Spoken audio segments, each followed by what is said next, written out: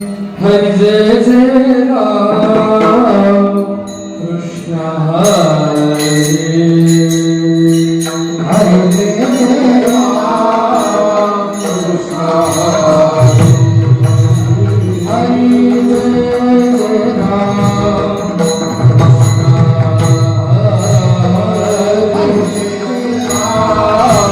कृष्ण हरे हरि हरि हरि हरि जय जय राम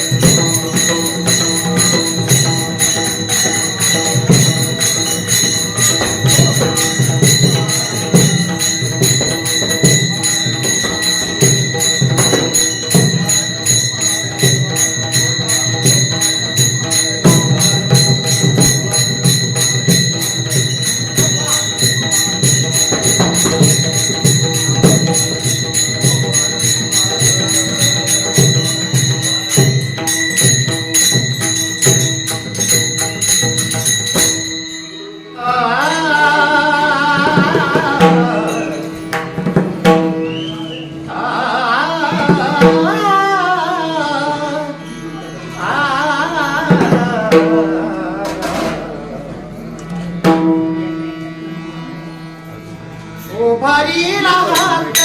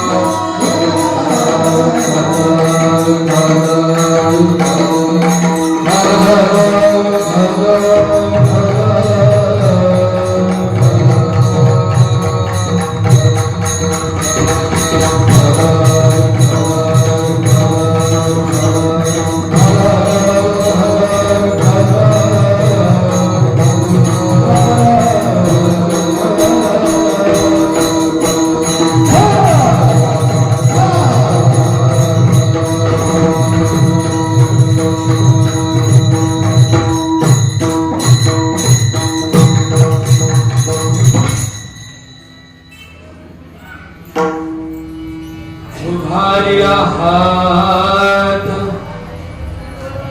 उभारिला हात जगी जाणवली मात देव बैसले सिंहासनी आर्या याचका होय धनी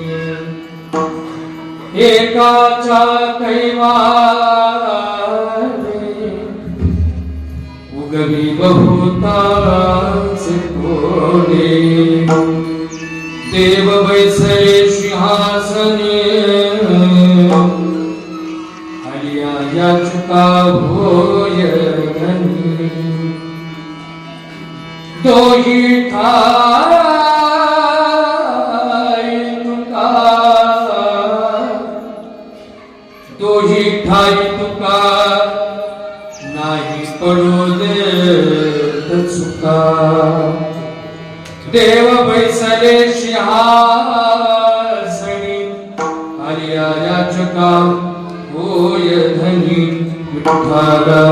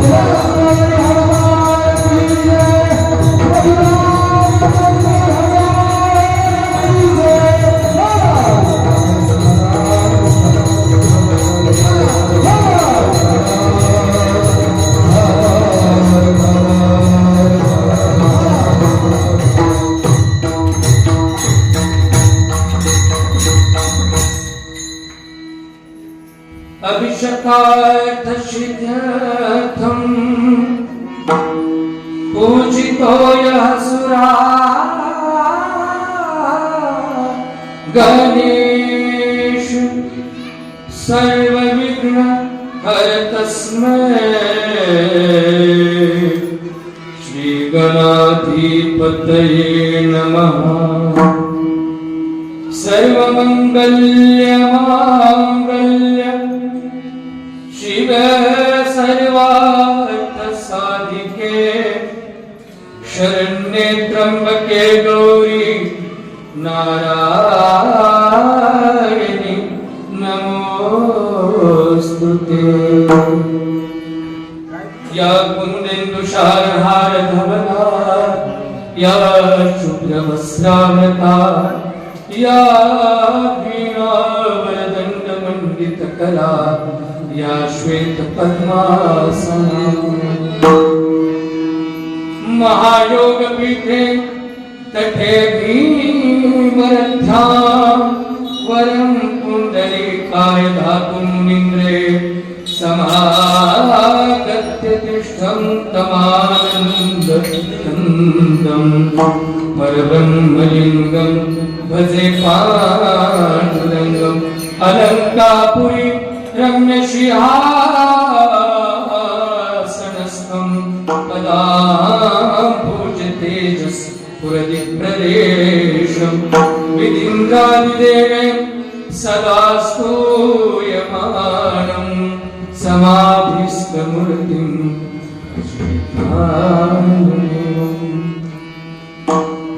रामा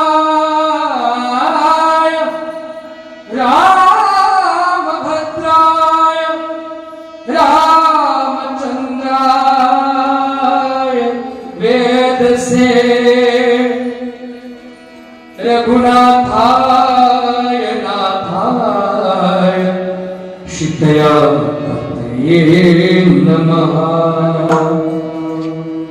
नमो सद्गुरु तुकया ज्ञान दीपा, नमो सद्गुरु सच्चिदानंद रूपा, नमो सद्गुरु भक्त कल्याण मूर्ति, नमो सद्गुरु भास्करा पूर्ण कीर्ति। आशीलागी सेवक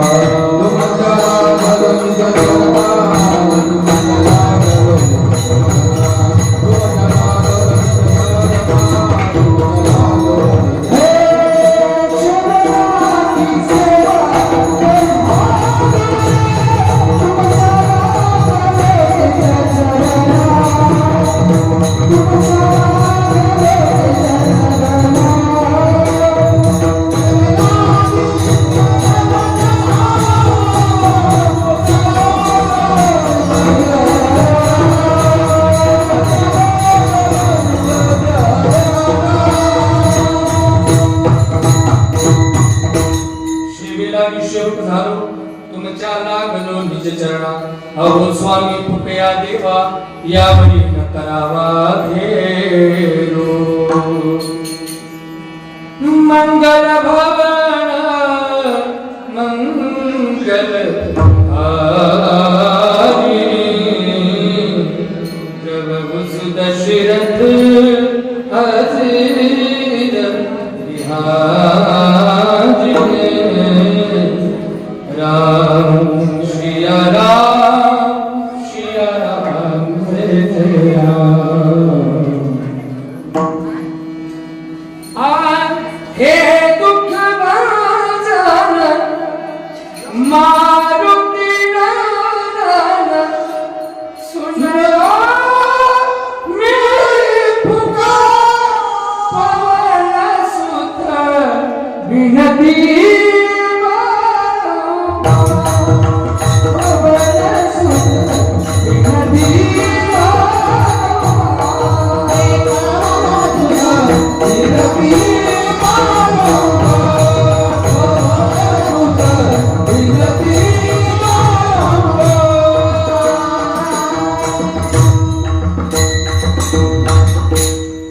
उभारिया हात जगीत जाणवली मात, देव बैसले सिंहासनी, आल्या चुका होयदनी। प्रस्तुत चिंतन रूपी सेवेसाठी निवडलेला अभंग श्रीमंत श्री जगद्गुरु जगतवंदनीय विश्वभूषण संत सम्राट देहू निवासी वैराग्याचे महामेरू, भागवत संप्रदायाच्या कलशस्थानी असणारे वारकरी संप्रदायाचा आत्मा म्हटलं तरी हरकत नाही असे देहू निवासी तुकाराम महाराज यांचा 4 चरणाचा मूर्ती ज्ञान प्रतिष्ठा या प्रकरणातील अभंग सेवेसाठी निवडलेला आहे। विठ्ठल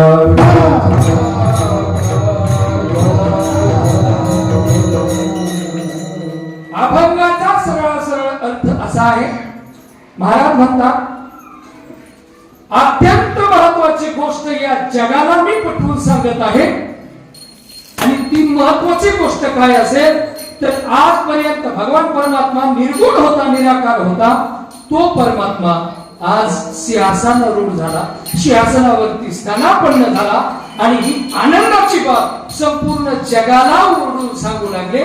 परमात्मा एकासाठी जरी आलेला असला तरी सुद्धा अनेकांची कोणीतनं इच्छा निवारण करण्याचा प्रयत्न या अभंगातून जगद्गुरु तुकाराम महाराजांनी केलेला आहे।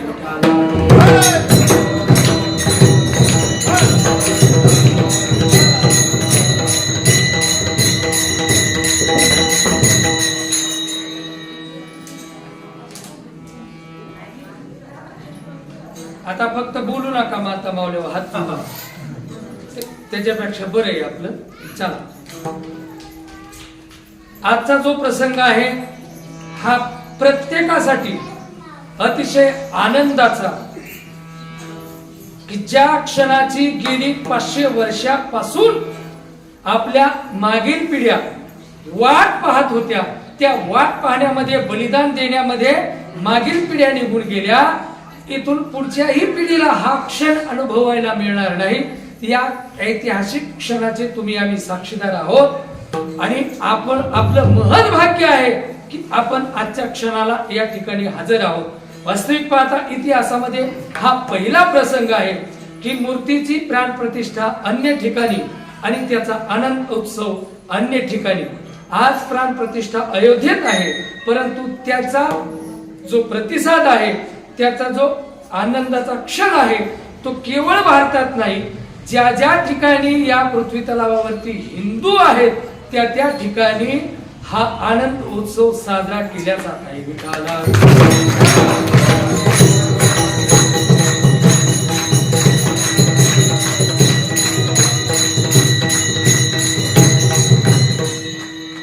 म्हणून आपल्यासाठी हा महत् भाग्याचा क्षण आहे. ज्यांनी आजच्या कार्यक्रमाचं नियोजन केलं किंवा ज्यांच्याकडून मला सेवा मिळाली, आपल्याच गावचे सुपुत्र परंतु आता परमंडीला राहायला आहेत आमचे डॉक्टर साहेब, त्यांच्याकडून आम्हाला आमंत्रण मिळालं. विष्णू महाराज वाघ आहेत. आता सर्वांचंच नाव या ठिकाणी घेणं उचित नाही आणि सर्वांचा माझा परिचय नाही, समस्त गावकरी आहेत. सर्वांनी मिळून या कार्यक्रमाचं नियोजन केलं. मी नाव घ्यावं ही अपेक्षा सोडा. मी नाव घेतलं तर कालबाह्य होणार आहे. कालांतराने दगडावरती नाव टाकलं ते सुद्धा कालांतराने पुसल्या जाणार आहे. समाचार पत्र असेल, मोबाईल मध्ये आलेलं नाव सुद्धा कालांतराने कालबाह्य होणार आहे. पण आपल्या सेवेची नोंद त्या भगवान परमात्म्याच्या यादीमध्ये व्हावी, ती कालत्रही पुसल्या जात नाही. आणि निश्चितच आज ज्यांचा ज्यांचा या कार्यक्रमामध्ये सहभाग आहे, या सर्वांचं नाव त्या परमात्म्याच्या यादीमध्ये सर्वांच्या सेवेची नोंद व्हावी अशी मी त्या परमात्म्याजवळ प्रार्थना करतो. सेवेकडे वळतो.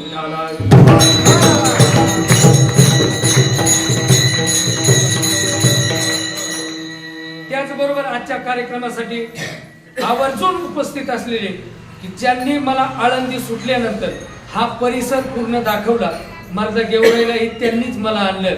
माझे असे ज्येष्ठ गुरुबंधू, परमार्थ स्नेही, अतिशय सुस्वभावी जनार्दन महाराज बटुळे, त्यांनी मला हा परिसर दाखवला. त्यांचे उपकार आहेत आणि त्यांचे माझ्यावरती फार ऋण आहेत. त्यांच्या ऋणातून मुक्त होणं अशक्य आहे, परंतु शाब्दिक रूपाने का होईना त्यांचे आभार मानतो. ते कार्यक्रमाला आज हजर आहेत. त्याचबरोबर माझ्या बरोबर नेहमी आता कार्यक्रमासाठी नेहमी आमचे अमोल सर राहील आहेत, शिरूरलाच माझ्या बरोबर राहिला आहेत. कुठेही कार्यक्रमाला माझ्या बरोबर हजर असतात, रात्री अपरात्री. वास्तविक पाहतात त्यांना कार्यक्रमाचा त्यांना काहीही घेणं देणं नाही. एवढीचे घरची मोठी माणसे, पण प्रेमास्तव आनंदासाठी तेही माझ्या बरोबर येतात. मी त्यांचेही आभार मानतो. त्याचबरोबर आपल्या समोर ज्यांनी आता मृदंग वाजवलाय, वाजवतात आमचे सुशांत महाराज. वय लहान आहे पण अतिशय पूर्ण महाराष्ट्रामध्ये सध्या त्यांचं नाव आहे असे आमचे सुशांत महाराज केदार आहेत, तेही हजर आहेत. त्यांचे मी आभार मानतो. त्याचबरोबर सर्वात महत्वाचे म्हणजे तुम्ही श्रवण करणारे श्रोतेगण हजर आहात. तुमच्या चरणावरती मी दंडवत करतो आणि चिंतनाकडे वळतो.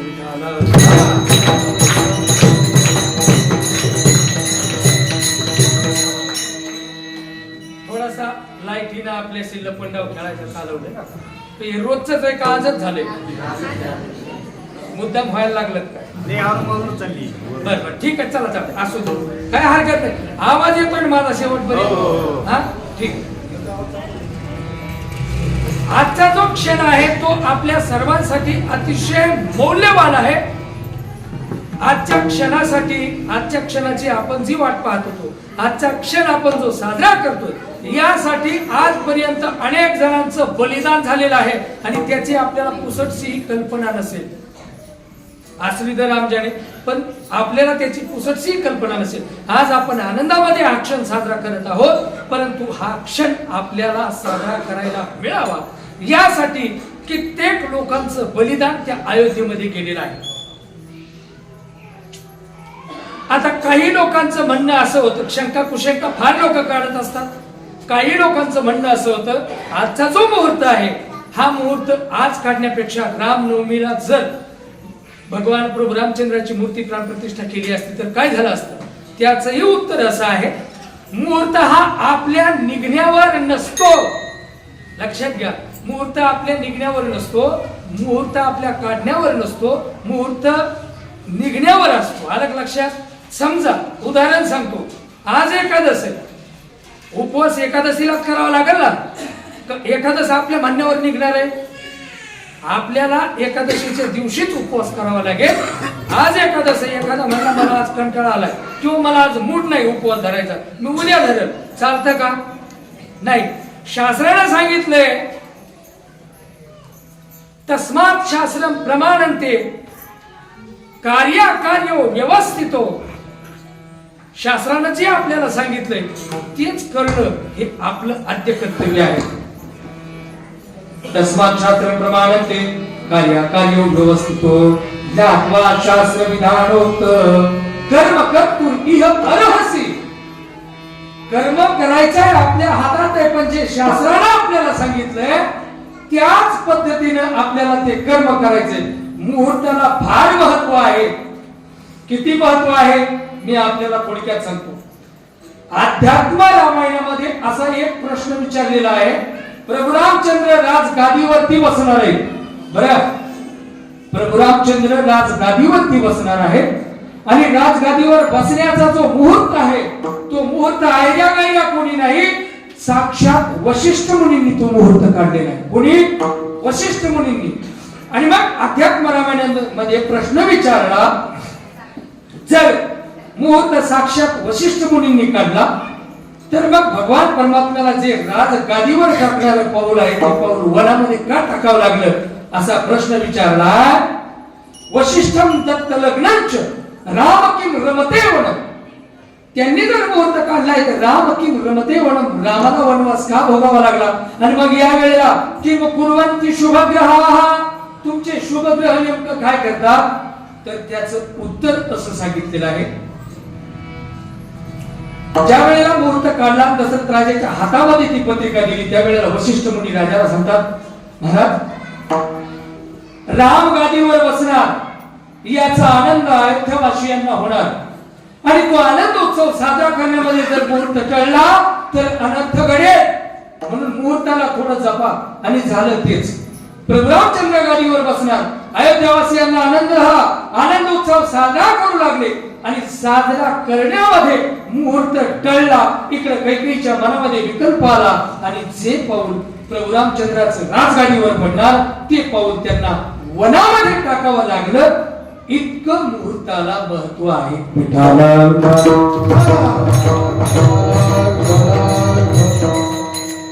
पण तुमच्या आमच्या जीवनामध्ये मुहूर्ताला आपण महत्व देतो का?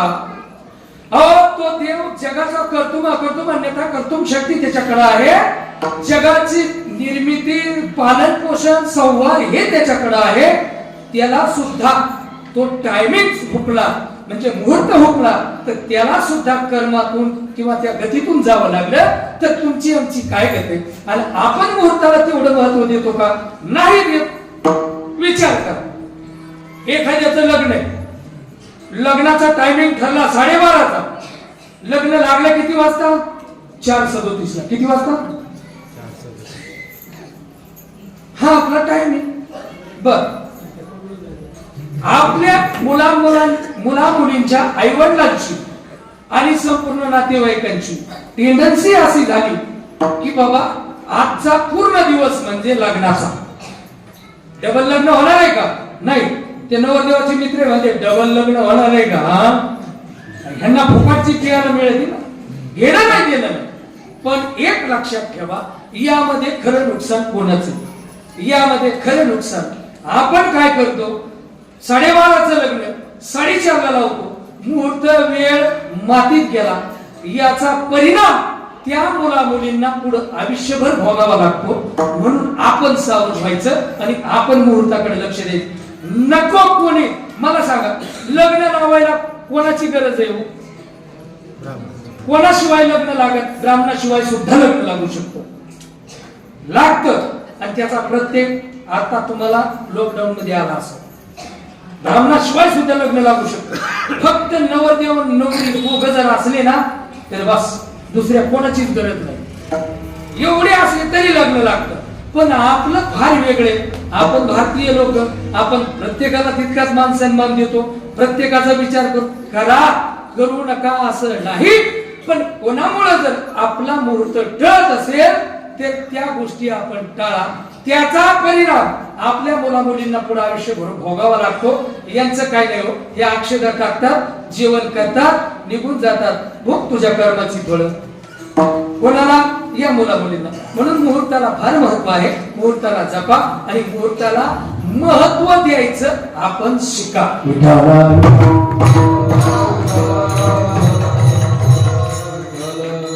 आजचा जो प्रसंग आहे म्हणून आजचा मुहूर्त आजच्या तिथीला वास्तविक पाहता तितकं महत्व नव्हतं. पण आज जगाचा बाप सिंहासनारूढ होणार आहे आणि म्हणून आजच्या तिथीला अनन्य साधारण महत्व आलेलं आहे. असं महाराष्ट्रातलं एकही गाव नाही. महाराष्ट्र सोडा भारतातलं असं एकही गाव नाही की त्या गावात काही ना काही आज कार्यक्रम नाही असं एकही गाव नाही. प्रत्येक गावात आज प्रभू रामचंद्राच्या मूर्ती प्राण प्रतिष्ठेच्या निमित्तानं आज प्रत्येक गावात काही ना काही कार्यक्रम आहे आणि आपणही तो आयोजित केलेला आहे. आज आहे काय? अयोध्येमध्ये प्राण प्रतिष्ठा आहे आणि त्याच आशयाचा अभंग मीही निवडलेला आहे. प्राण प्रतिष्ठा म्हणजे काय? प्राण प्रतिष्ठा दोन प्रकारच्या आहेत. एक चल प्रतिष्ठा आणि एक अचल प्रतिष्ठा.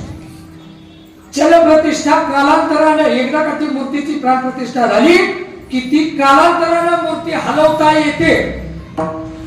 परंतु अचल प्रतिष्ठा अशी आहे की एकदा मूर्ती बसवली की परत त्या मूर्तीला हलवता येत नाही. याला म्हणतात अचल प्रतिष्ठा आणि ती अचल प्रतिष्ठा आज अयोध्येमध्ये होत आहे. तर प्राण प्रतिष्ठेमध्ये असतं काय? आपल्या पाहण्यातील जो भाग आहे तो आहे एखादी पाषाणाची मूर्ती असेल, धातूची मूर्ती असेल, ती मूर्ती सिंहासनावरती स्थापन करणे याला आपण प्राण प्रतिष्ठा म्हणतो.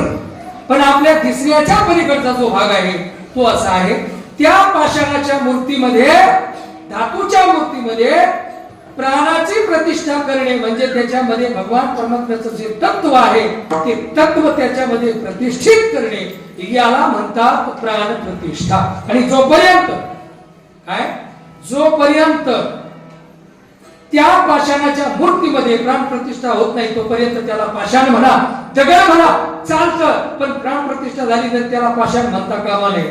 त्याच्यानंतर नद्या आहेत. या नद्या जोपर्यंत समुद्राला मिळत नाही तोपर्यंत नदी म्हणा. समुद्राला मिळाली तर तिला तुम्ही नदी म्हणू शकत नाही. एखादा जीव आहे, तुम्ही आणि सर्व जीव आहे, भक्ती केली आणि देवत्व प्राप्त करून घेतलं, आता त्याला जीव म्हणून चालत नाही. महाराजांनी एका अभंगामध्ये त्याचा उच्चार केलेला आहे. समुद्र नदी नव्हे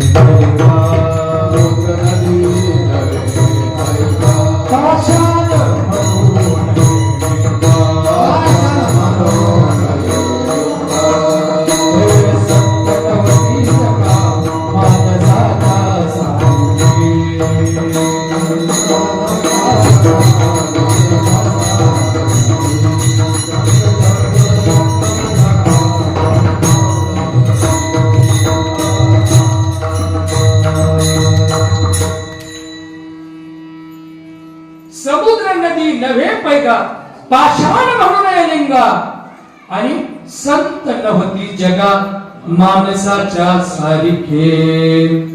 आता त्यांना जीव म्हणून चालत नाही. मग अशा पाषाणाच्या मूर्तीमध्ये आज त्या ठिकाणी प्राण प्रतिष्ठा होत आहे.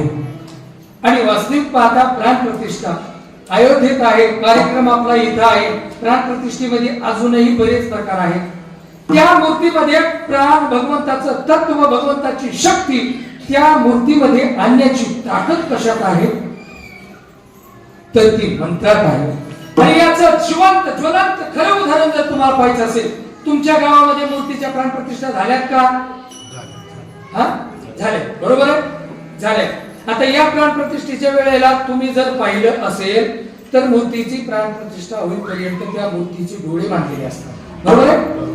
ज्या वेळेला मूर्तीची प्राणप्रतिष्ठा पूर्ण होते त्यावेळेला त्या मूर्तीच्या डोळ्यावरील ते जे कापडपट्टी आहे ती सोडल्या जाते आणि समोर एक आरसा दाखवतात.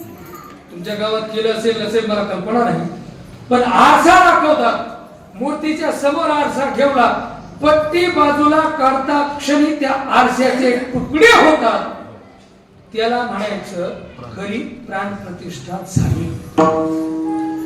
हे का होत असेल याचे कारण असे आहे की बाबा त्या मूर्तीमध्ये जे भगवान परमात्म्याचं तत्व आलेलं आहे ते तत्व दुसऱ्या कशानेही थांबल्या जात नाही किंवा ते साध्या आरशाला त्याला थोपल्या जात नाही.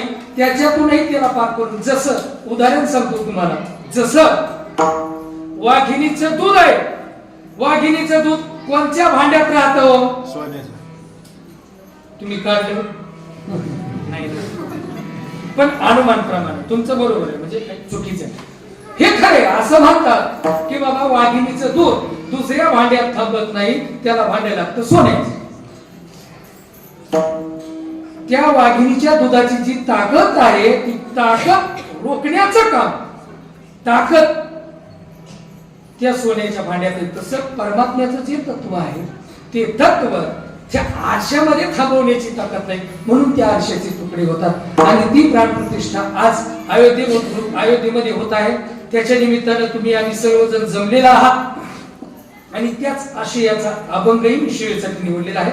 जगद्गुरु तुकाराम महाराज म्हणतात शेवटच्या चरणामध्ये, दोही ठाई तुका नाही पडो देत चुका. दोन्ही ठाई म्हणजे काय? दोन ठिकाण आहेत आणि चूक होऊ देत नाही म्हणजे काय? दोन ठिकाणं कुठली आहेत सांगू? एक जगाचं घराणं भगवंतापर्यंत घेऊन जायचं, भगवंताला सांगायचं, व्यवस्थितरित्या मांडायचं आणि भगवंताकडून ते मंजूर करून घ्यायचं, भगवंताचं आश्वासन घ्यायचं, तो निरोप जगापर्यंत आणून पोहोचायचा. आपलं घराणं भगवंताजवळ आणि भगवंताचं घराणं आपल्यापर्यंत. या दोन्हीही ठिकाणी आमची जबाबदारी आम्ही चोखपणे पार पाडतो असं महाराज म्हणतात. विठाला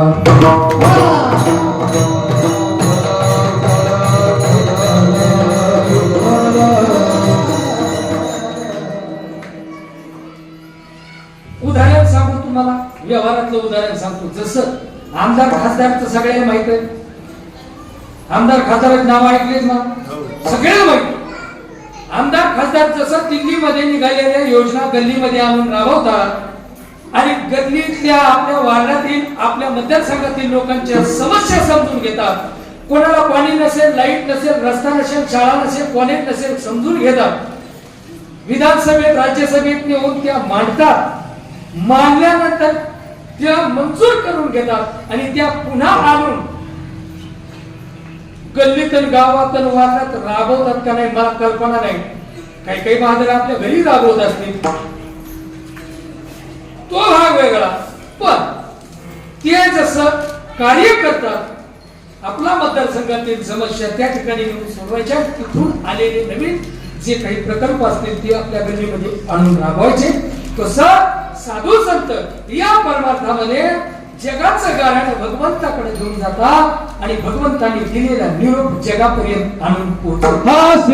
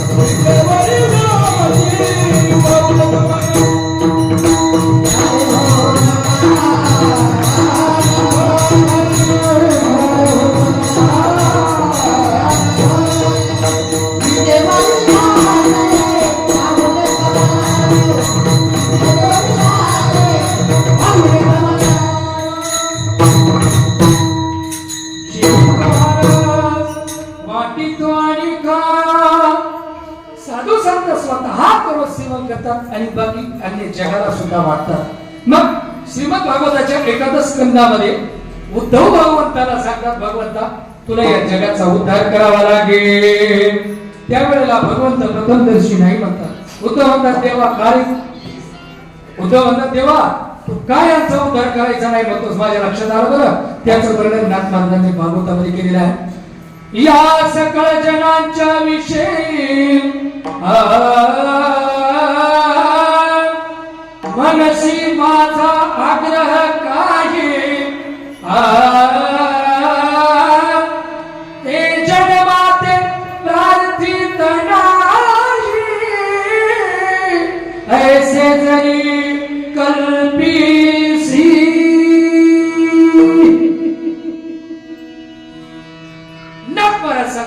उद्धव भगवंताला म्हणतात देवा तू का नाही म्हणतोस, माझ्या लक्षात आलं. आणि हे जग तुझं नामस्मरण करत नाही, तुझं भजन करत नाही, असं तू मनामध्ये आणतोस ना. आणि ठीक आहे तुझं प्रिय सुद्धा मला माहित नाही. काय भजंती ए यथा देवा देवाती तथैवतान. ज्ञानेश्वर महाराजांनी ज्ञानेश्वरीमध्ये याचं वर्णन केलेलं आहे. आज होय मजानन्य शरण मी निवारी तयाचे जन्म मरण याला शरणांगत शरण मीची एको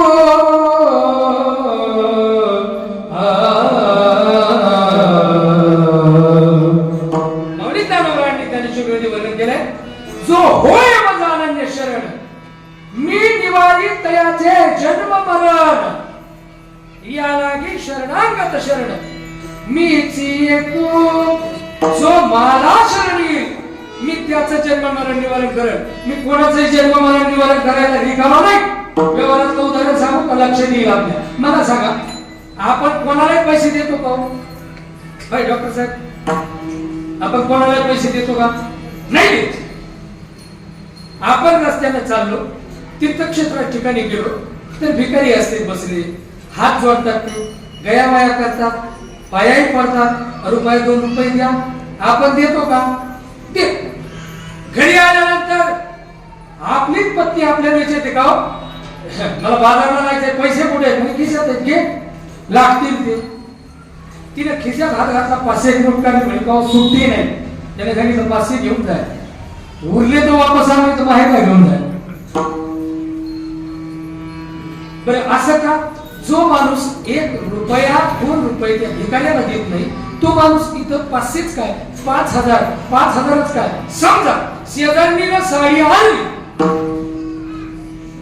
आणली नाही असं गृहीत धरा, थोडं कमी झालं. आणली शेजारणीनं साडी आणली आणि शेजारणीची साडी, आता महिला मंडळीला सवय काय असते सांगू का?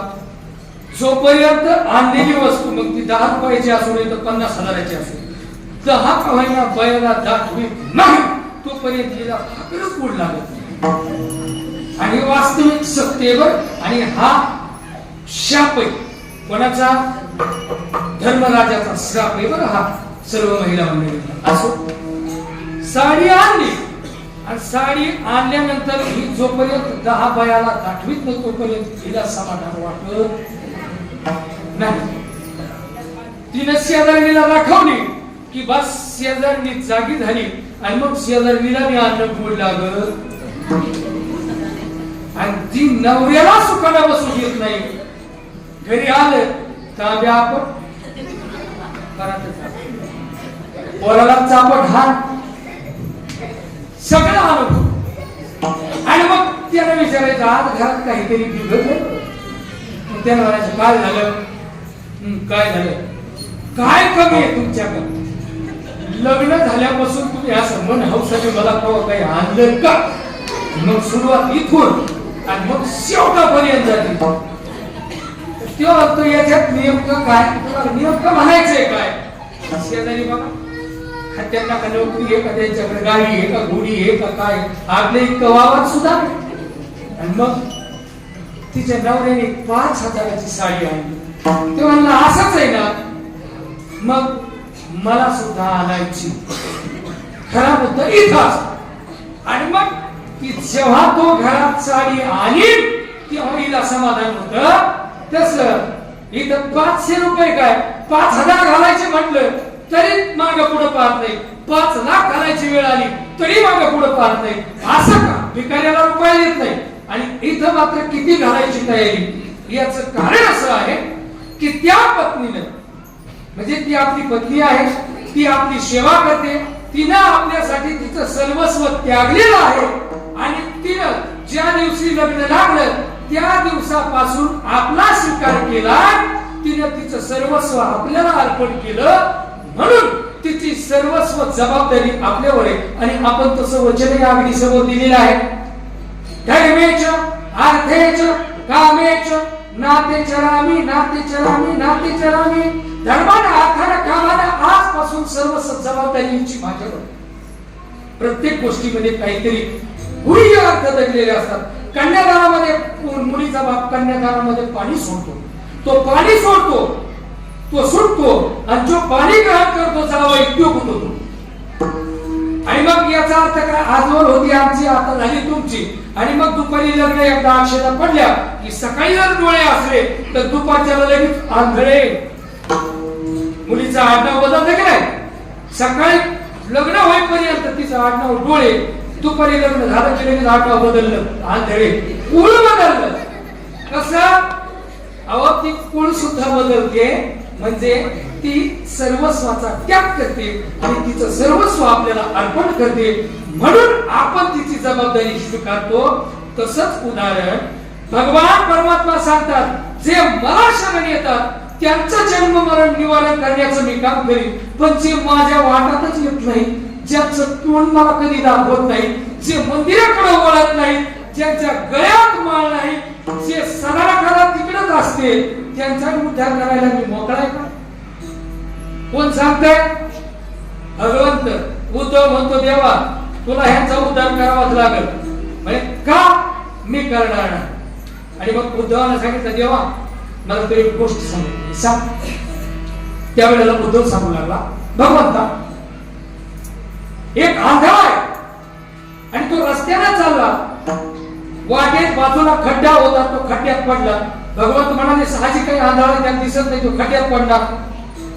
आरडाओरडा झाला, लोकांनी त्याला उचललं बाहेर काढलं. लोक म्हणू लागले अरे रे आंधळा खड्ड्यात पडला, याला कोणीच कसं बघितलं नाही. एक बहादर पुढे आला, तो म्हणला असं अजिबात म्हणू नका, कोणी बघितलं नाही, पठ्ठे बघितलं नाही. आणि मग काय तू याला रस्ता का सांगितला नाही? त्याने सांगितलं, त्यानं मला कुठे विचारलं. आणि आपल्या घरी मला जर कोणी विचारलं तर मी सांगतो लोक म्हणले जरा जवळ ये, जवळ बोलूया. लोक म्हणले काय त्याला तुला विचारावा म्हणे, हो मला विचारलं पाहिजे तर मी त्याला सांगतो. लोक म्हणले त्याने तुला विचारण्यासाठी अगोदर तू इथं उभा आहे हे त्याला दिसायला पाहिजे का नाही? म्हणला बरोबर आहे. म्हणजे मग काय बरोबर आहे?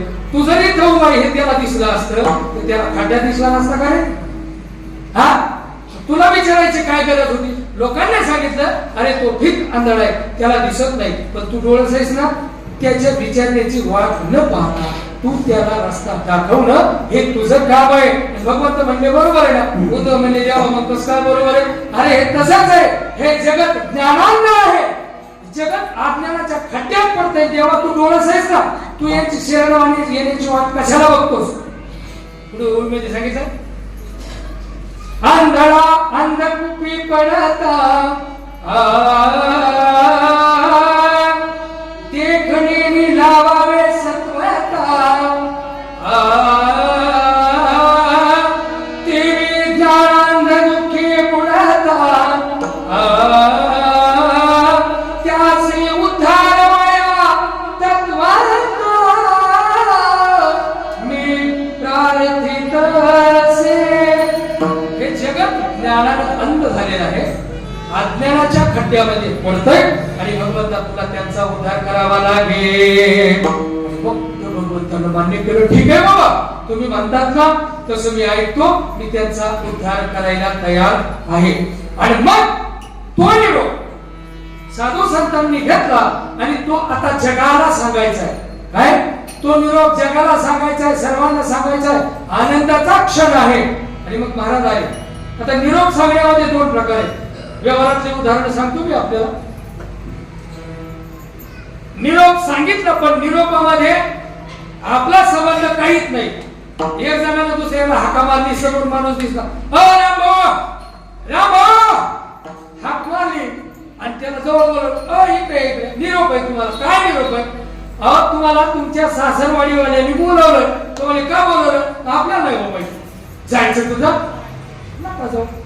याला निरोप सांगितला पण या निरोपाशी याचा काही संबंध आहे का?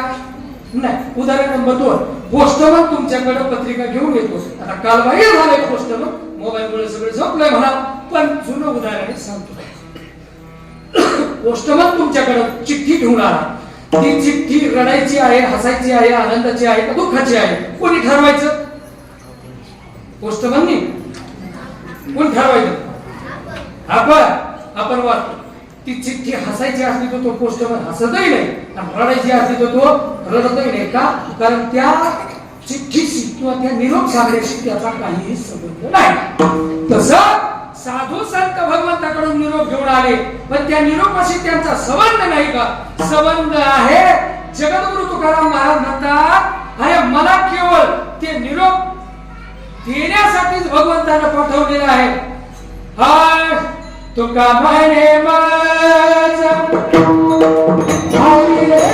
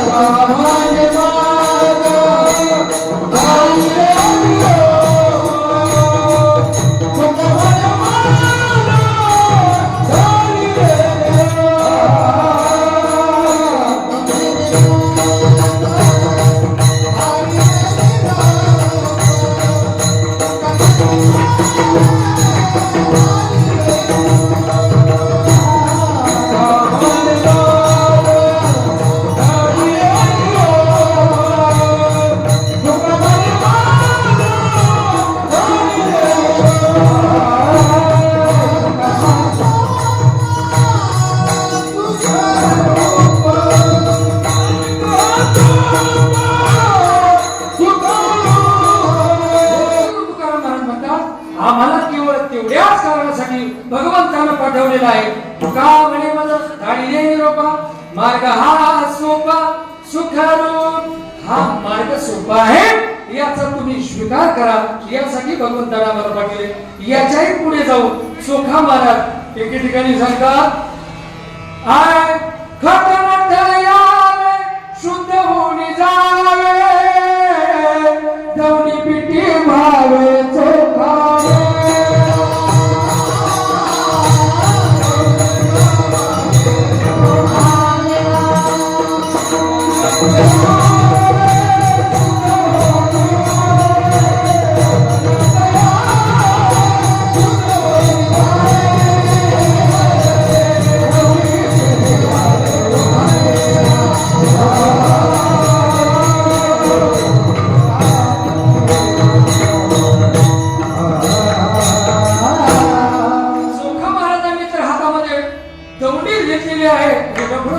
वाचून सांगा, खटनट यावे शुद्ध होऊन लावे दौंडी पिटी भावे चोखा मेळा. हा निरोप सांगतात. तर निरोपामध्ये तरी काय सांगतात? निरोप असे यांचं तादात्म्य आहे का नाही? जर आनंदाची बाब असेल या मार्गाने चला तुमचा उद्धार होईल हसून सांगतात आणि या मार्गाकडे जाऊ नका तुमची अधोगती आहे रडून साधू संत सांगतात. त्या निरोपाशी त्यांचा संबंध आहे. साधू संत सांगतात, हाय करण्याची हेच करा नरका घोरा का जाता ज्यामध्ये नारायण शुद्ध पुण्य तेच करण्याची हेच करा नरका घोरा का जाता ज्यामध्ये नारायण आणि शुद्ध पुण्य तेच ज्याच्यामध्ये भगवंत आहे ते करा. हे वेगळं इतर का करता? बरं नेमकं पुढे निरोप काय सांगितलं, निरोपामध्ये काय सांगितलंय यांनी मला प्रमाण म्हटलं, त्याच्यामध्ये बोधमध्ये पुढे सांगितलेलं आहे, हाय विठ्ठल जाते पाऊले समान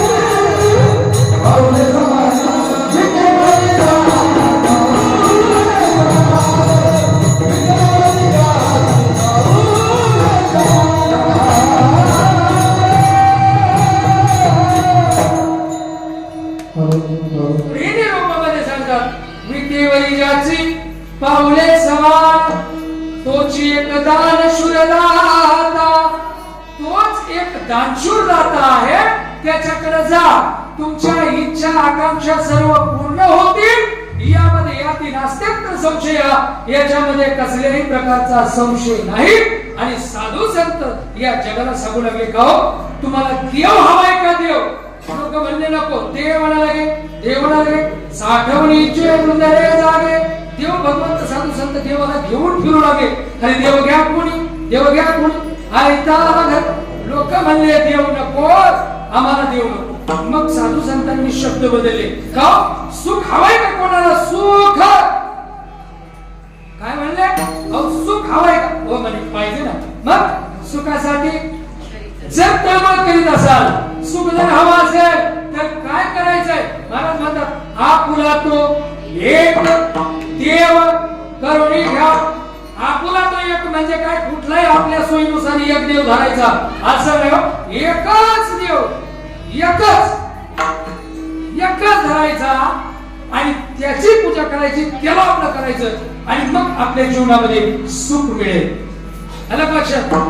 मग सांगू लागले की बाबा हा जो देव आहे ना, तुम्हाला देव हवाय, सुख हवाय, तो देव घ्यावा लागेल, मग लोक म्हणले देव, बरं ठीक, मग देव कसा प्राप्त करायचा, साधू संतांनी सांगितलं आहे का, भगवंत हा पूर्वी निर्गुण होता, निराकार होता, रंग नाही, रूप नाही, नाही वर्ण छाया, त्याला आकार नव्हतं, काहीच नव्हतं बरं त्याच्याकडे, आणि मग जोपर्यंत तो निर्गुण होता, तर निर्गुणाची प्राप्ती ही अत्यंत कठीण, कशी, म्हणून ज्ञानोबरांनी ज्ञानेश्वरीमध्ये वर्णन केलेलं आहे, म्हणून ज्ञानोबरा म्हणतात 12व्या अध्यायामध्ये, तरी व्यक्त आणि अव्यक्त हे तुझी एक निभ्रांत, भक्ती पावी जे व्यक्त अव्यक्त तरी व्यक्त आणि अव्यक्त हे तुझी एक निभ्रांत, भक्ती पावी जे व्यक्त अव्यक्त योगे, जो निर्गुण आहे त्याची प्राप्ती ही केवळ योगानं आणि ज्ञानानं मिळते. दोन्ही साधना क्लिष्ट आहेत, अवघड आहेत. योगाने जर विचार केला ना तुम्ही, योगाने, तर स्वामी ज्ञानोबरायांनी वर्णन केलेलं आहे. पुढे मी आपल्याला उभ्या सांगेल त्याच्यामध्ये सांगतो. एका योगाचे 8 अंग आहेत. यम, नियम, आसन, प्राणायाम, प्रत्याहार, ध्यान, धारणा आणि समाधी. प्रत्येक अंगाचा अभ्यास करण्यासाठी वर्ष लागतात. 12 आणि 96 एवढं आयुष्य कोणाकडे शिल्लक आहे का? नाही. मग परिणामी योगाचे अधिकारी आता संपलेले आहेत. मग योगाने भगवंताची प्राप्ती कठीण आहे. म्हणून ज्ञानोबरायांनी ज्ञानेश्वरीमध्ये त्याचं वर्णन केले. योगाची वाटा जे निघाले का सुवटा, तया दुःखाची वाटा भागाला. किंवा त्याच्या पुढची ओळी आहे. पाहे पा लोहाचे चणे, ते बोचरिया पडती खाणे, ते पोट भरणे की प्राणे, शुद्धी होय लोखंडाचे चणे. ज्याला दातच नाही त्याला जर खायला दिले त्याचं पोट भरल का? तर धाम परम होईल. काय होईल त्याचं? मरला ते. तसा योग आहे. उष्ण पांघुरावे, शीत ओढावे. मग ज्ञानोबरायांच्या ज्ञानेश्वरीमध्ये भरपूर ओळी आहे, ते पाहून घ्या आपण. महाराज म्हणतात की योगाने हरिपाठामध्ये सांगितलेलं आहे. योग या विधी येणे सिद्धी अनंत प्रमाणाचा. योगाने भगवंताची प्राप्ती शक्य नाही, ज्ञानाने सुद्धा शक्य नाही. का बरं? कारण ज्ञानाच्या पाठीमागे सुद्धा अनेक अनर्थ आहेत. ज्ञानेश्वरीमध्ये सांगितलेले ज्ञान मिळालं का? तो किती जरी पंडित असला त्यांनी सांगितलेलं आहे. महाराज म्हणतात तो किती पंडित असला आणि त्याच्याकडे जर त्या ज्ञानाला भक्तीचं अशी नसेल तर ते ज्ञान सुद्धा काय कामाचं नाही. हेच वेदविद जरी राहिला माते नेनता वाया गेला, कणू सांगून उफणीला कोंडा जायचा. म्हणून ज्ञानोबरायांचे शब्द आहे. वेदामध्ये पंडित आहे पण त्याच्याकडे काय? माते नेनता वाया. मला तो ज्ञान जाणलं नाही ना त्या ज्ञानानं, त्याचं ज्ञान कणू सांडून उफणीला. आपण खळ करतो ना, खळ्यामध्ये जे दाणे असते त्याला सार म्हणा, त्याच्या बाजूला जे बनग्या असतात त्या बनग्या ठोस आसार म्हणा. मला सांगा, दाणे दाणे सोडून दिले नुसत्या बनग्यात उठणी बसले, तुम्हाला नुसत्या बनग्या उठलेले किती पोते धान्य झालं? हा होईल का? हा नाही होणार. तुम्ही सार सोडलं आसाराच्या पाठीमागे लागेल, असं शक्य नाही. ज्ञानाने भगवंत नवला अहंकाराची गोठी विशेष नलगे अज्ञानाच्या पाठी, सज्ञानाचे झोपे कंठी, आणि नाना संकटे नाच विज्ञान आला की अहंकार आला. ज्ञान आल्यानंतर अनंत गोष्टी आहेत. ज्ञानाने भगवंताची प्राप्ती अशक्य आहे. मग अव्यक्ताची प्राप्ती ही योगानं ज्ञानाला होती. मग अवघड गोष्ट म्हणलं का लोक तिकडे दुर्लक्ष करतात, लोक तिकडे पाठ फिरवतात. अवघड गोष्टी नको, सोपं असलं तर सांगा. व्यवहाराचं उदाहरण सांगतो. एखाद्याला रोग झाला, होऊ नये, समजा डॉक्टर साहेब आहेत नीट करायला, होऊ नये असं माझं मत आहे. पण एखाद्याला झाला आणि झाल्यानंतर एखादी औषध दिलं. आता औषध असं दिलं इतकं कडू झालं औषध की विचारूच नका. ते कोणाकडे नेऊ सुद्धा वाटत नाही. घरात ठेवला का खराब त्या औषधाचा वास, एवढं कडू झालं औषध. पण नवी रोग घालवायचा आहे म्हणून ते औषध घ्यावंच लागते. बरे 8-15 दिवस झाल्यानंतर एक जण भेटला. खरं म्हणला राम बोलले सुकला बाबा, लय कोण बोलले तू, काय झालं नाही? काय नाही म्हणलं, असं झालं म्हणला. त्याच्यात काय एवढं? ते औषध अजिबात घेऊ नको, आपल्याकडे औषध आहे, ते औषध तुला देतो. अरे गोड आहे, चांगलं औषध आहे, काहीच नाही. पिताने नुसता चहा पिण्यासारखं लागत, तुला टेन्शनच नाही. हे औषधी मला सांगा, या दोन्ही औषधानं त्याचा रोग बरा होणार आहे. पण आता याच्यातलं दोन्हीतलं कोणचं औषध घेऊन होतो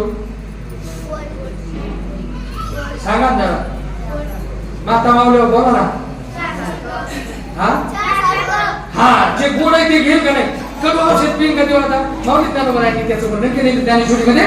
माऊली म्हणतात, देखे रोगाचे जिंगावे औषध तरी द्यावे, मग ते अतिरुच्च व्हावे मधुर जैसे. औषध दिलं, अरे ते औषध गोड आणि मधुर असलं ना तर माणसं हे अवघड कठीण औषध कशाला पितील? तसं भगवंत हवाय, देव पाहिजे. खरं सांगू का, गुरुनाम गुरु मामासाहेब काणेकर मुंबईच्या कीर्तनामध्ये मुंबईकरांना नेहमी सांगायचे, मुंबईच्या लोकांचं जीवन फार धावपळीचं. मुंबईच्या लोकांना देव हवाय पण तो जर सुट्टीच्या दिवशी आला तर एखादा नाही म्हणला ना भगवंत आले स्वतः मी देव आहे मी तुम्हाला भेटायला आलो तुम्ही आजची रजा टाका ते म्हणते आम्हाला देव नको रजा टाकू शकत नाही मग देव हवाय पण जर रविवार पाहून आला तर मग आम्ही देवाला भेटून देवासंग बोलू तसं अवघड साधनाला भगवंत मिळत असेल तर आम्हाला नको तसं साधू संत सांगतात तो पूर्वी अवघड होता परंतु त्याला आणि याला रूपावळे करुणी खळे हरिदासे साधू संतांनी त्याला आता नवा रूपाला आणलाय तो आता सगुण झालाय आणि तीच गोष्ट महाराज या जगाला सांगतात अभंगाच्या पहिल्या चरणात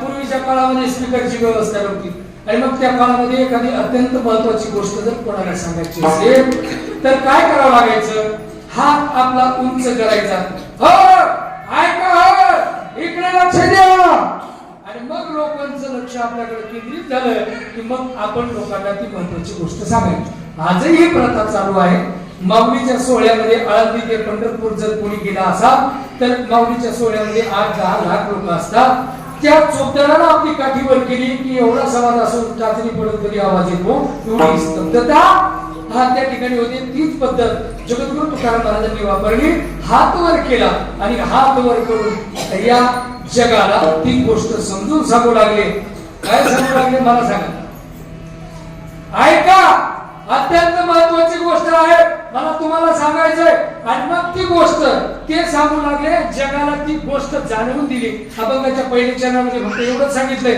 उभारिला हात जगी जाणवली मान हात वर केला आणि जगाला ती गोष्ट जाणवून दिली या चरणामध्ये एवढंच आहे हात वर केला आणि जगाला ती गोष्ट जाणवून दिली पण जाणून दिली पण नेमकं काय सांगितलं अभंगाचं दुसरं चरण आहे देव बसले सिंहासन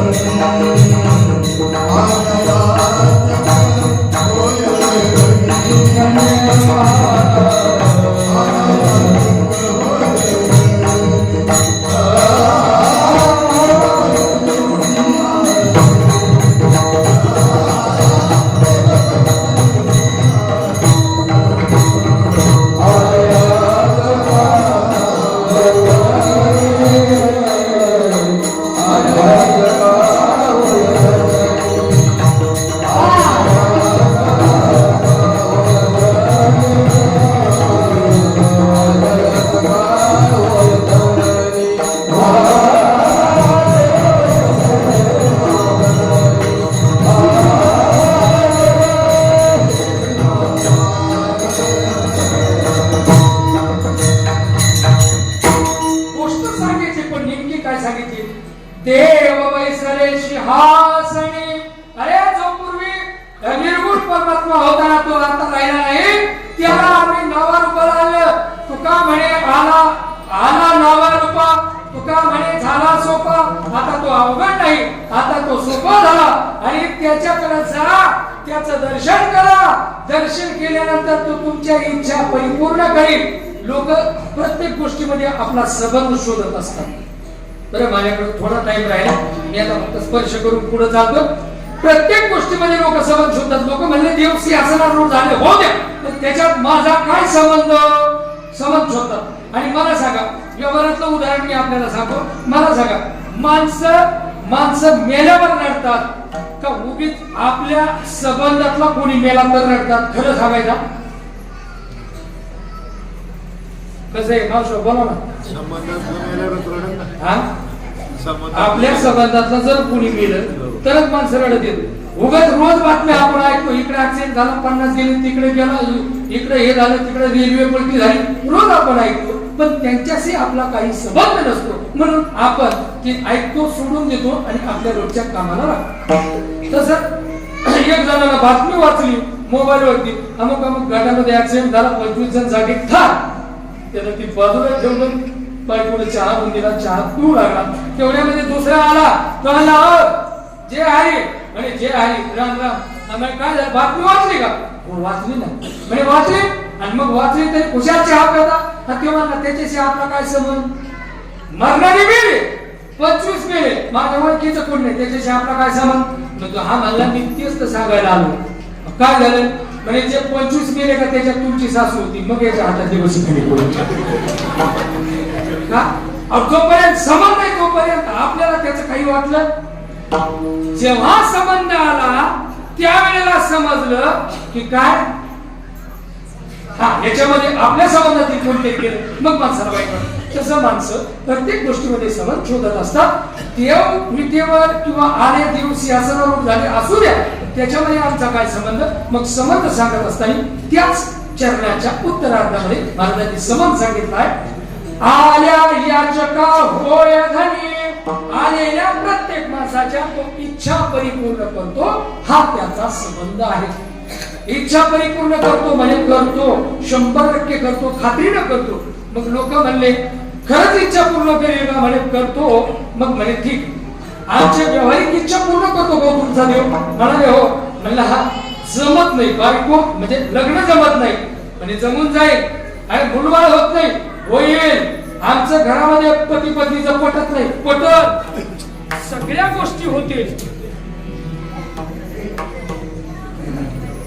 सगळ्या गोष्टी होतील, पण त्याच्यापर्यंत गेले तर भगवंत सांगतात ना, अन्यथा शरणम नास्ति त्वमेव शरणम मम.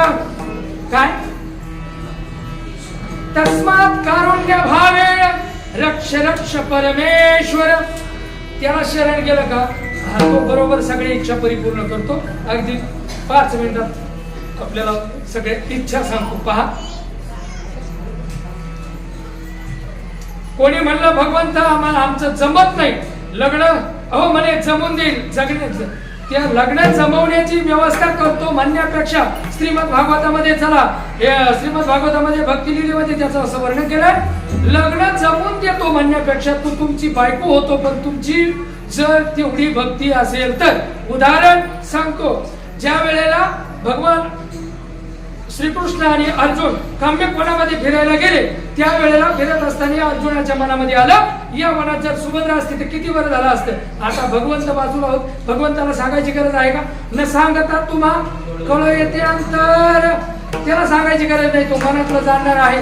हेच उदाहरण तुलसीदास महाराजांनी तुलसी रामायणामध्ये दिलेलं आहे.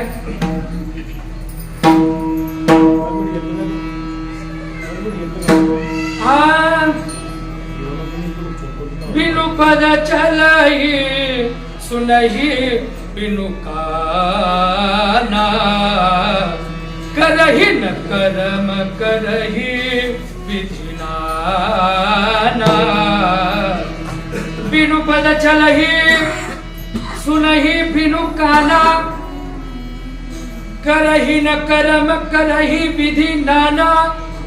त्या भगवंताला तुम्ही काही करा, सांगा, नका सांगू, त्याला सर्व कळतं. आणि मग भगवंतानं अंतर्मनानं जाणलं आणि भगवंत स्वतः सुभद्रा झाले आणि अर्जुनाच्या पुढे उभे राहिले. मग मी सांगतो की भगवंत तुमचं लग्न जमवण्याची व्यवस्था करतो म्हणण्यापेक्षा तुमची जर भक्ती तशी असेल तर तो तुमची बायको होतो. अहो म्हणे मला पुत्र नाही, मला पुत्र देईल का?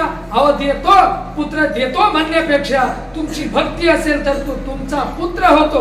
वसुदेवाने पूर्वी भक्ती केली आणि वसुदेवाने भगवंताला सांगितलं, देवा तू माझा, मला तुझ्यासारखा पुत्र हवाय. भगवंत सांगतात, एवं एकमेवा द्वितीयं ब्रह्म हे नानास्ति किंचन, माझ्यासारखा मीच आहे, दुसरा कोणी नाही, मी तुझा पुत्र म्हणून येतो ना.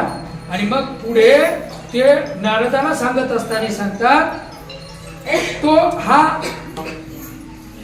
माझा पुत्र श्रीकृष्ण परिमदन सांगे ब्रह्मज्ञान, तो हा माझा दोन्ही दर्शक सर्वनाम आहे, पण एक दूरदर्शक आहे आणि एक संबंधदर्शी सर्वनाम आहे याच्यामध्ये. म्हणून हे दोन्ही सर्वनाम वापरलेले. तो म्हणजे पूर्वी मी ज्याची भक्ती केली तो, आणि आता जो पुत्र रूपाला आहे तो. म्हणजे पुत्र देतो म्हणण्यापेक्षा तो स्वतः पुत्र होतो. म्हणजे आमचा लॉटरीचा नंबर लागेल का? म्हणजे लागतो, देव देतो. लॉटरीचा नंबर किती अल्प स्वरूपात आहे. सुदामा देवाकडे गेला, देवानं सुदामाला काय दिलं? आणि देवानं सुदामाला काय दिलं? कशानं? सुदामा ब्राह्मण दुःखे दरिद्रे पिढीला मुष्टी पोहे घेऊन या, त्याचे भेटीला गेलेला शुद्ध भावाने कोणी या, गाव सोन्याचा निघाला. आता मला सांगा, लॉटरीचा नंबर किती अल्प स्वरूपात आहे. सोन्याची नगरी, सोन्याचा गाव दिला भाडा कोणी? भगवंताने सुदाम्याला. मग मला सांगा, या व्यवहारिक इच्छाच आहेत का? या व्यवहारिक इच्छा तुमचा भगवंत पूर्ण करतो का? तर करतो. पुढे महाराज म्हणतात की बाबा तो भगवंत एकासाठी आलाय आणि मग आमच्या इच्छा पूर्ण करील का? अभंगाच्या तिसऱ्या शरणात सांगितलं,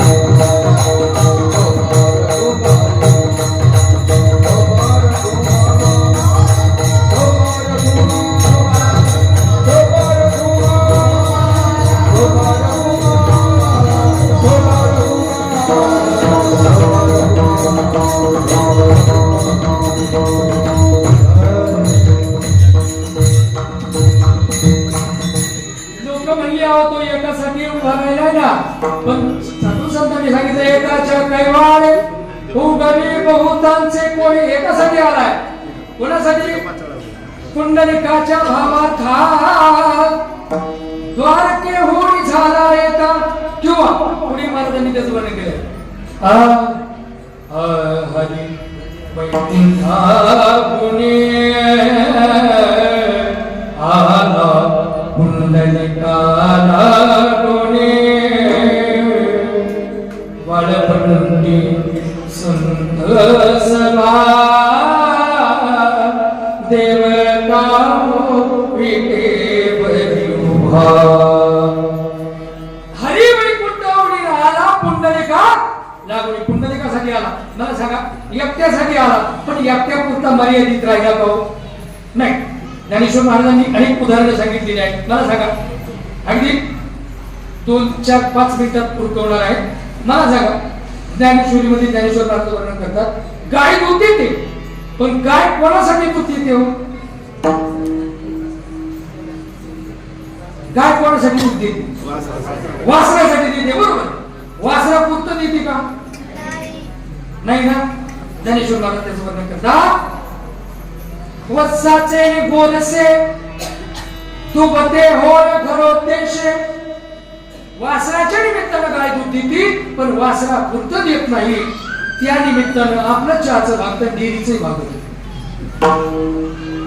याचे पुढचं उदाहरण माऊली ज्ञानोबा देतात. माऊली म्हणतात सूर्य उगवतो तर केवळ आणि केवळ अनन्य कमळासाठी.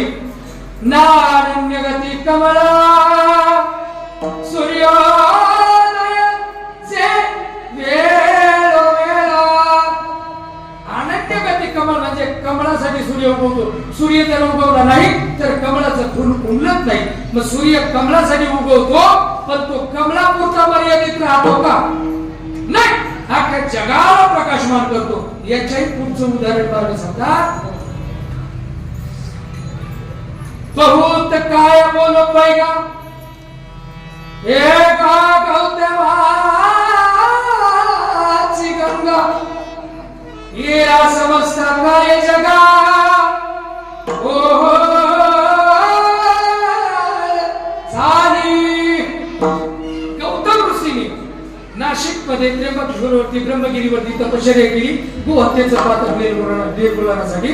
त्या ठिकाणी त्यांनी गंगा आणली. मग मला सांगा ती गंगा एकट्या गौतमापुरतीच मर्यादित राहिली का? आजही ती तुमचं आमचं पाप ताप फेडण्याचं काम करते का? नाही करत. पैठणवरून येणारी नाशिकवरून येणारी ती गंगा करते. याच्याही पुढचं उदाहरण सांगा. भगवंतानं गीता सांगितली कोणासाठी? कोणासाठी? पण अर्जुनापुरती मर्यादित आहे का? अख्ख्या जगासाठी ती ज्ञान आहे. मला सांगा असं कधी झालंय का एखाद्या कथा कीर्तनामध्ये तुमचं नाव काय सांगितलं अमुक चला बाहेर व्हा, बाहेर व्हा. तुम्ही तुमचं नाव अर्जुन नाही, तुमचा हे ऐकण्याचा अधिकार. असं कधी झालंय का? नाही. अर्जुनाचे व्याजे गीता प्रकाशोनी श्रीराजे संसार एवढे घोर बोझे फेडिले जगाचे. अर्जुनासाठी गीता सांगितली, पण अर्जुनापुरती मर्यादित नाही. अख्ख्या जगाचं अख्ख्या संसाराचं ओझं फेडण्याचं काम त्या गीतेनं त्या तत्वज्ञानाने केलेलं आहे. तसं तो आला एकासाठी, परंतु अख्ख्या जगाचं कष्ट निवारण करण्याचं तो काम करत आहे. आणि मग तो परमात्मा आज सिंहासनावर झालेला आहे. त्याच्याकडे जा, त्याचं दर्शन करा. त्याच्याकडे गेल्यानंतर त्याच्या पाया पडा. हा त्याला आपली इच्छा सांगा आणि त्या सर्वांच्या इच्छा आपल्या पूर्ण करील. पुढे जर बरं का तो सर्वांच्या इच्छा पूर्ण करील.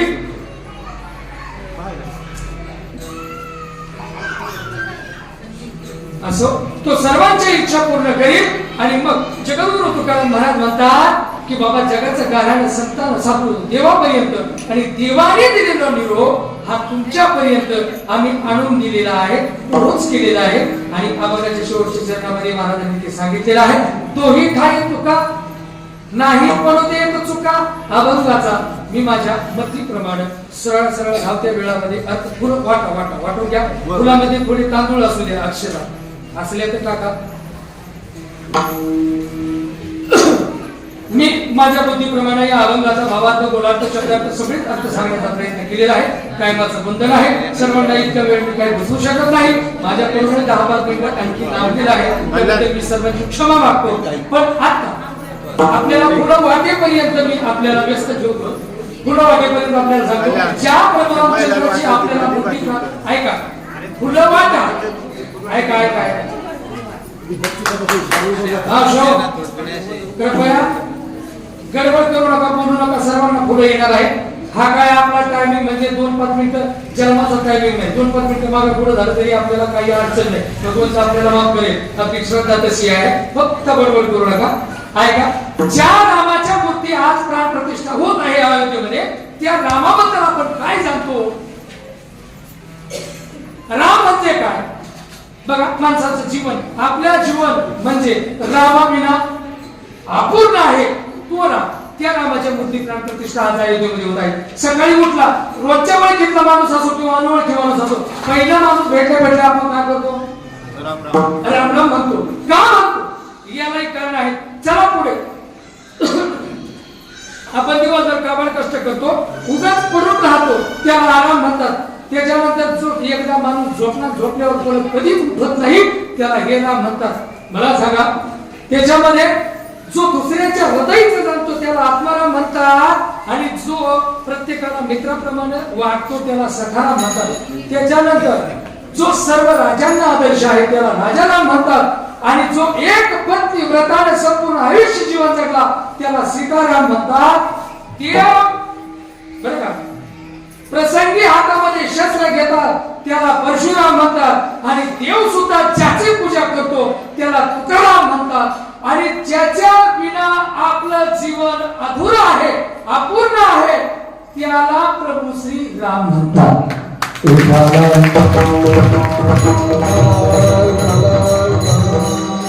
त्या प्रभू रामाच्या मूर्ती आज अयोध्येमध्ये प्राण प्रतिष्ठा होत आहे.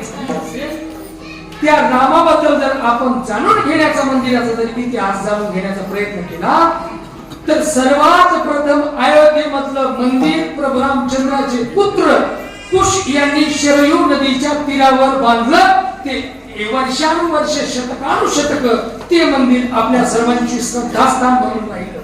आणि तुम्हाला सांगतो आपल्या हिंदू सर्वांचे जे 7 मोक्ष देणारे ठिकाण आहेत ना त्याच्यापैकी पहिल्या स्थानावर अयोध्या आहे. अयोध्या मथुरा माया काशी कांची अवंतिका पुरी द्वारकावती चैव सत्येती मोक्षदायिका. शास्त्र सांगतं हे 7 मोक्षदायिक ठिकाण आहेत त्याच्यामध्ये पहिलं ठिकाण आहे ते अयोध्या. मग त्या ठिकाणी कुशाने ते मंदिर बांधलं. वर्षानुवर्षी ते मंदिर राहिलं. पुढे चालून सन 1440 मध्ये एक मुघल बादशाह आला. त्याचं नाव होतं महमूद शहा. त्यानं मंदिरावरती आक्रमण करणार 1440 चा इतिहास. त्याच्या अगोदर राजा सुहेलदेव याला ही कल्पना लागली आणि वाटेतच त्या महमूद शहाचा आणि त्याच्या सैन्याचा सुपडा साफ केला आणि मंदिराचं रक्षण केलं. त्याच्या पुढे अनुक्रमे 76 वेळा अयोध्येच्या राम मंदिरावरती अतिक्रमण झाली.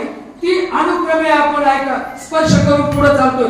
सन 1526 मध्ये उझबेकिस्तानामधून बाबर आला आणि त्या बाबरनं भारतामध्ये आल्यानंतर सर्वांवरती अत्याचार करत करत करत करत मेवाडमध्ये आला. राजा राणासिंग याच्याबरोबर त्याचे युद्ध झालं आणि 4 वेळेला तो बाबर त्या युद्धामध्ये हारला. त्याला पळताभुई थोडी झाली आणि म्हणून तो अवधपुरीच्या दिशेने पळत सुटला. अयोध्येला आला. अयोध्येवरती आक्रमण केलं आणि अयोध्या काबीज केली आणि त्या ठिकाणी त्याने त्याची गादी स्थापन केली आणि बाबर अयोध्येमध्ये राज्य करू लागला. त्याच काळामध्ये श्यामानंद महाराज अयोध्येच्या राम मंदिराचे जे त्यांच्याकडे जबाबदारी होती. फार थोर त्यागी पुरुष होते, महात्मा होते. त्यांची सगळीकडे कीर्ती पसरलेली होती. त्यांची कीर्ती ऐकून मौलाना एक फकीर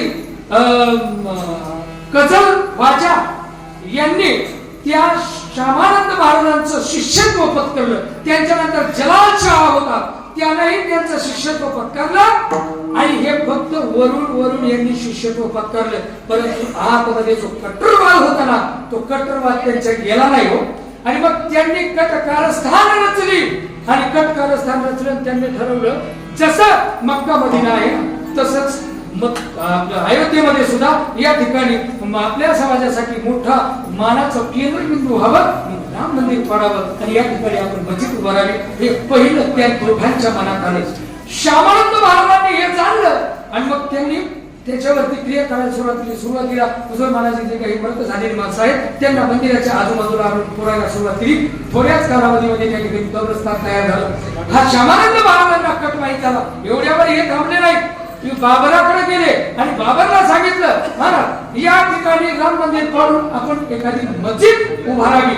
हे त्याला सांगितलं. अगोदर तो चौताळलेला आगीत यांनी तेल टाकलं आणि मग बाबराने ती योजना आखली आणि योजना आखल्यानंतर श्यामानंद महाराजांना कळालं महाराजांनी मूर्तीचं पावित्र्य राखावं म्हणून रात्री बाराला मंदिरातल्या काळ्या पाषाणाने बनवलेल्या शुभम मूर्ती शरयूच्या नदीमध्ये विसर्जित केल्या आणि महाराज अज्ञातवासामध्ये निघून गेले.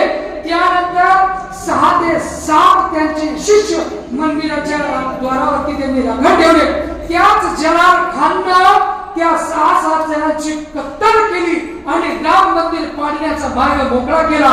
ह्या 6-7 जणांचं बलिदान हे राम मंदिरासाठी हे पहिलं बलिदान ठरलं. त्यानंतर ही बातमी महत्व बद्रीनारायण राजाला समजली की आता कोण बाबर राम मंदिर पाडणार आहे ही त्याला बातमी समजली. आणि त्याला बातमी समजल्यानंतर 1,74,000 सैनिक घेऊन महत्व बद्रीनारायण राजा अयोध्येवरती आले. बाबराचं सैन्य होतं 4,50,000, 4.5 लाख. 4.5 लाख सैन्याबरोबर युद्ध केलं. युद्ध चाललं 70 दिवस आणि त्या 70 दिवसामध्ये महत्व बद्रीनारायण राजासह 1,74,000 टोटल सैन्य 70 दिवसामध्ये कापल्या गेलं. हा रक्तरंजित इतिहास अयोध्येचा आहे. हे दुसरं. आणि मग त्या बाबरानं मीर वाका नावाचा त्याचा जो सेनापती होता त्या सेनापतीच्या हस्ते त्या संपूर्ण राम मंदिराच्या चहूबाजूनं तोफा लावल्या आणि मंदिर पाडलं. असं म्हणतात बाबर एवढ्यावरती थांबला नाही. किती क्रूर होता आहे का. ज्या वेळेला ती मस्जिद बाबरी मस्जिद उभारली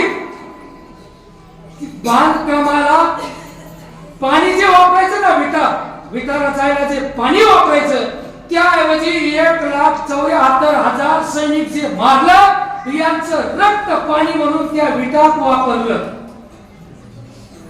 एवढा वापर दुर्दैवी होता, निष्ठुर होता.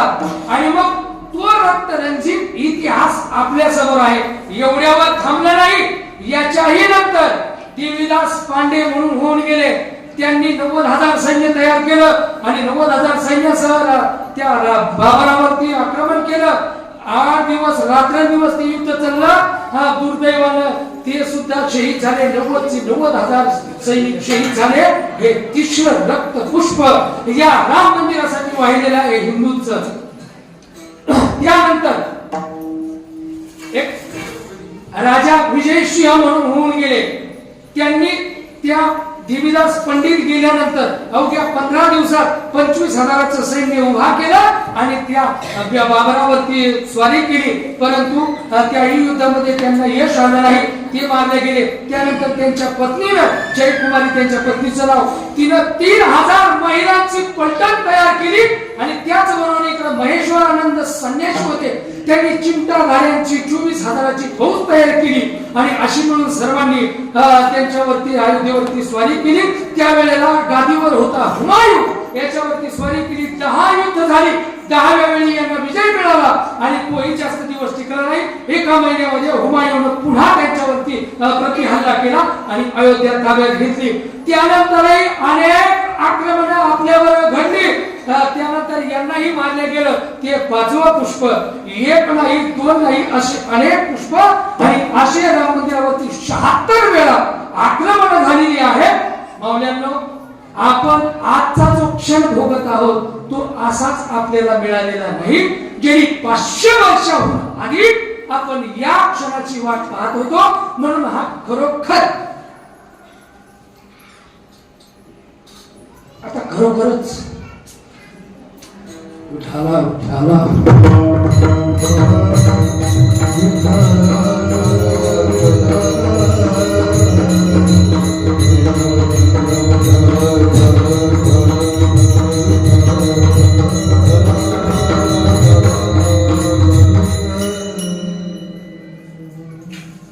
खरोखरच प्रसंग असा आहे जो स्वतःला हिंदू म्हणून देतो.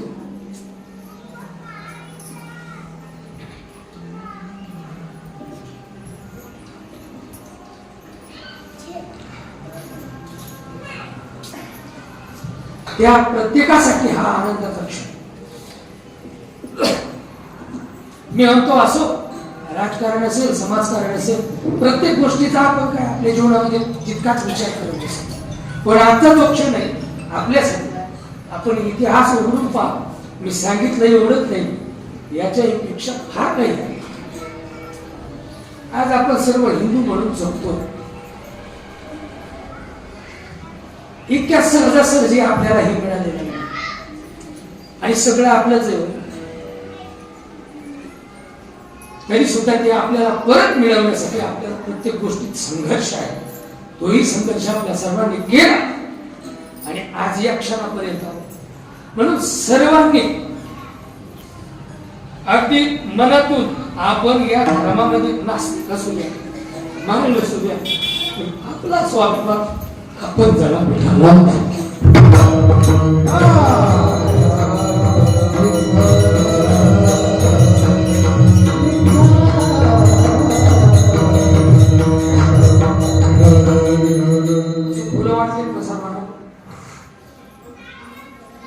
एकदा सर्वांनी भजन करायचं. श्री राम जय राम जय जय राम. श्री राम जय राम जय जय राम. श्री राम जय राम जय जय राम.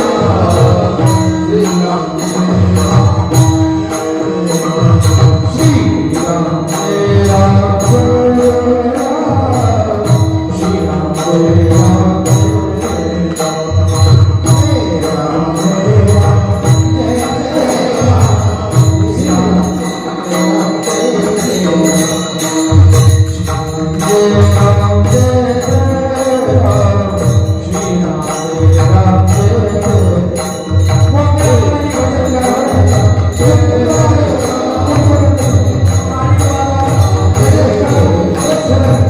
श्री राम जय राम जय